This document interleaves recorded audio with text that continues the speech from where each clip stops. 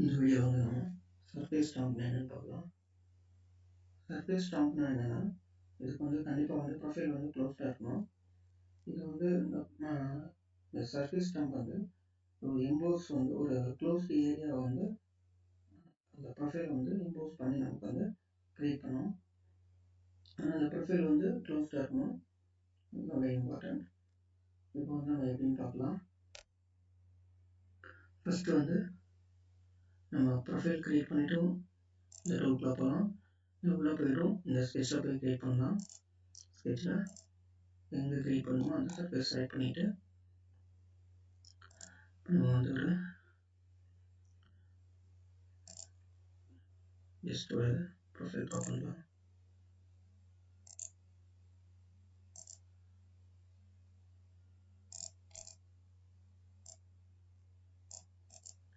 இப்போ வந்து நான் ஒரு எக்ஸாம்பிளுக்காக வித்தவுட் டைமென்ஷனில் நான் ஒரு 20 செட் பண்ணிட்டேன்.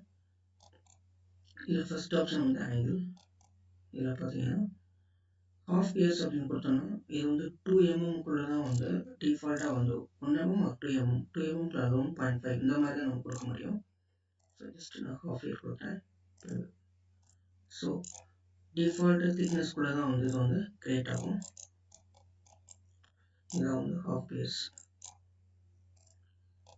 இப்போ வந்து ஆங்கிள் வந்து நம்ம இங்கே கொடுத்துக்கலாம். 90 degreesனால் நமக்கு ஸ்ட்ரெயிட்டாக கிரியேட் ஆகும். இங்கே வந்து ஹைட் நம்ம கொடுத்துக்கலாம். நான் வந்து ஒரு 30 கொடுத்தேன். இப்போ வந்து ப்ரிவ்யூ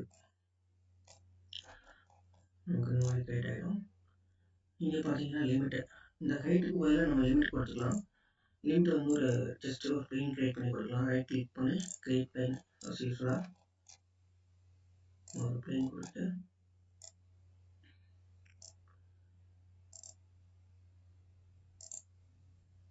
ஸோ நம்ம கொடுத்த அந்த பிளேன் வரைக்கும் வந்து ஹைட் வந்து கிரியேட் ஆகிடுச்சு.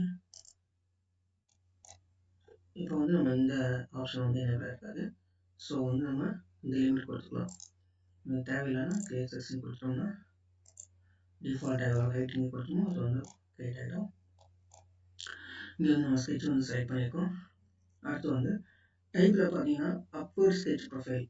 அப்பர்னா இப்போ இந்த ஸ்டாம்ப் கிரியேட் ஆகிருக்கு பார்த்தீங்களா, இது வந்து பார்த்தீங்கன்னா இந்த ஆப்ஷன் செலக்ட் பண்ணிங்கன்னா இந்த நம்ம கிரியேட் பண்ணியிருக்கிற இந்த ப்ரொஃபைலோட அளவு வந்து இந்த மேலே அந்த அப்பர் மேலே இருக்கக்கூடிய இந்த ஸ்டாம்போட சைஸும் வந்து ஈவனாக இருக்கும்.